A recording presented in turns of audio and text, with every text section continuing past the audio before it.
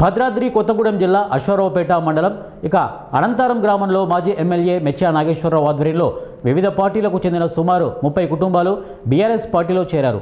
ఈ సందర్భంగా మెచ్చా నాగేశ్వరరావు వారందరికీ పార్టీ కండువాలు కప్పి పార్టీలోకి సాదరంగా ఆహ్వానించారు। మెచ్చా మాట్లాడుతూ మాయ మాటలతో అధికారంలోకి వచ్చిన కాంగ్రెస్ మాటలకే పరిమితమైందని, ప్రజల సంక్షేమాన్ని అభివృద్ధిని గాలికి వదిలేశారని అన్నారు। కాంగ్రెస్ వల్ల ప్రజలకు ఒరిగేది ఏమీ లేదని, ఈ 2 ఏళ్ల కాంగ్రెస్ పాలనలో తేటతెల్లమైందని ఎద్దేవా చేశారు।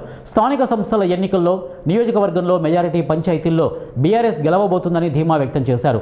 మాయమాటలు చెప్పి గద్దెనెక్కిన కాంగ్రెస్ పార్టీకి బుద్ధి చెప్పాలని, అలాగే నియోజకవర్గంలో అన్ని వార్డులు అన్ని పంచాయతీలు బీఆర్ఎస్ సొంతం కావాలని కార్యకర్తలకు పిలుపునిచ్చారు।